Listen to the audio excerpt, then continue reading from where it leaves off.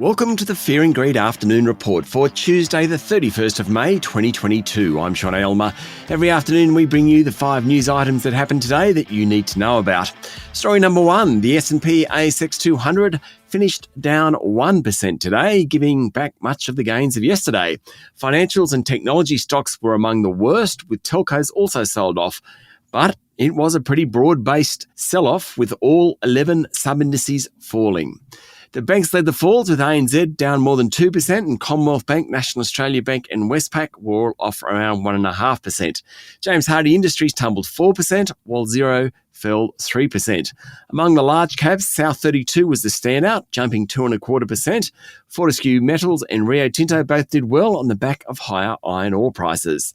The worst on the day was bank and insurance group Suncorp. It closed down 6%, while Tyro Payments and EML Payments, also in the financial sector, both ended down more than 5%. Best on the day were oil and gas group Beach Energy, Whitehaven Coal and healthcare company Fisher & Paykel, all ended more than 3% higher. Story number 2, there was a fair bit of economic news around today. Building approvals fell by more than expected, down 2.4% in April, while private sector credit was higher than forecast. But the big surprise was the reduction in the size of the current account surplus. Economists expected a $12 to $13 billion surplus, but it came in at $7.5 billion, according to the Bureau of Statistics. It was the lowest since late 2019 and reflected a surge in imports, including a big jump in demand for COVID-19 tests. There you go. Having said that, Australia has now recorded 3 years or 12 quarters of surpluses. That's the longest run since the 1970s. The March quarter national accounts figures are due for release tomorrow. Story number 3, the Financial Review is holding its annual banking summit. The boss of the Australian Prudential Regulation Authority, Wayne Byres, told the conference that the economy is entering a very different environment than much of the past decade. He said faster than expected inflation and interest rates will hit mortgage borrowers and there'll be pockets of stress. He also said APRA is monitoring the potential repayment shock that will occur when fixed-rate borrowers roll off to higher variable-rate loans. Overall, though, he seems pretty comfortable with the state of the home lending market. Story number 4, the Aussie dollar pushed back above 72 US cents today, with Commonwealth Bank expecting it to head towards 76 US cents by the end of the month.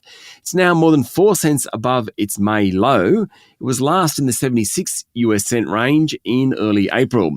The reason for the rise are forecasts of higher commodity prices. Now, those forecasts gained some support today when China announced less than 100 new COVID cases. Beijing also announced an easing of restrictions, with manufacturers in Shanghai allowed to resume production from tomorrow. The city also has a 50-point plan to revitalise the economy. All that is good news for Australia. In response, nickel led a rally in base metals, rising by 8%. Iron ore futures also jumped. And finally, story number 5, European Union officials have agreed to pursue a partial ban on Russian oil. It's the 6th package of sanctions against Russia since it invaded Ukraine.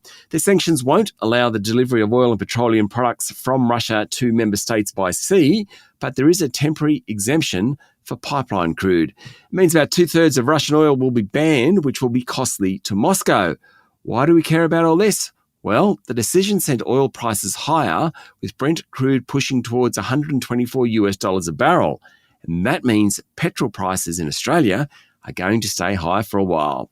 That's it for the afternoon report for Tuesday, the 31st of May, 2022. Michael Thompson and I will be back tomorrow morning for the Wednesday edition of Fear and Greed. I'm Sean Aylmer.